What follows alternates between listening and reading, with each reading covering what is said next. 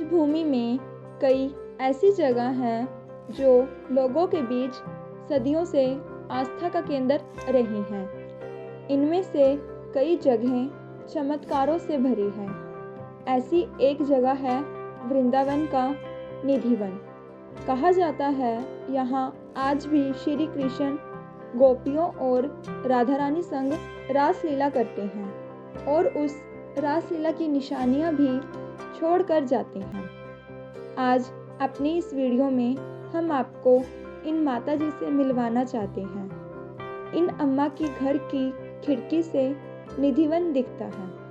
यह माता जी बताती हैं कि रात की आरती के बाद यह अपने घर की खिड़की बंद कर देती हैं और रात को इनको बाहर से आज भी रोंगटे खड़े कर देने वाली घुंघरू की आवाज़ सुनाई देती है, जो अंदर से रूह को भी आनंदित कर देती है और एक अलग से सुख की प्राप्ति होती है। आपको बता दें, इन माता जी का नाम किशोरी है।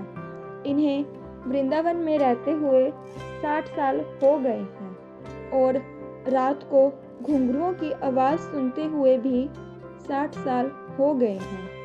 आगे यह माता जी लगभग 50 साल पुराना किस्सा सुनाती हैं कि एक बार एक पंडित जी रात को शादी करवा के आ रहे थे।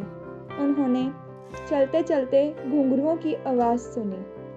आवाज़ सुनकर वह निधिवन की दीवार के साथ कान लगाकर सुनने लगे। जैसे ही उन्होंने दीवार के साथ कान लगाए, उनके कान दीवार के साथ चिपक गए और सुबह वह लोगों को दीवार के साथ चिपके हुए मिले। 4 लड़के रात को निधिवन में कैमरा लेकर घुस गए और उन्हें भी रात को निधिवन में से घुंघरुओं की आवाज़ सुनाई दी।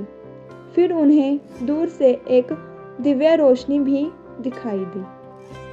आइए आपको निधिवन से जुड़ी एक और सत्य घटना बताते हैं। एक बार एक व्यक्ति को भगवान के दर्शन करने की तड़प हुई। उस व्यक्ति ने बचपन से ही यह सुना था कि निधिवन में भगवान रात को आते हैं।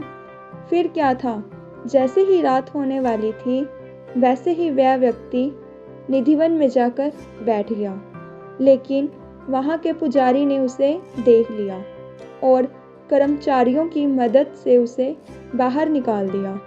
अगले दिन फिर से वह व्यक्ति चुपचाप एक पेड़ की लता से छुपकर बैठ गया। अब धीरे धीरे रात होने लगी थी। उस व्यक्ति की आंखें यह सोचकर भर आई थी कि उसे उसके भगवान के दर्शन होंगे। अब रात हुई और उस रात क्या हुआ यह किसी को नहीं पता था, लेकिन सुबह वह व्यक्ति निधिवन में बेहोश मिला। उस व्यक्ति को निधिवन में बेहोश देखकर लोगों ने उनके गुरुजी को वहां बुलाया। अब उस व्यक्ति को होश आया। उसके होश में आते ही गुरुजी उसे अपने साथ आश्रम ले गए और उस व्यक्ति से रात के बारे में पूछने लगे, लेकिन उसने कोई जवाब नहीं दिया, बस सहमा बैठा था। देखते ही देखते कई दिन बीत गए। कई दिनों बाद उस व्यक्ति ने गुरुजी से पेन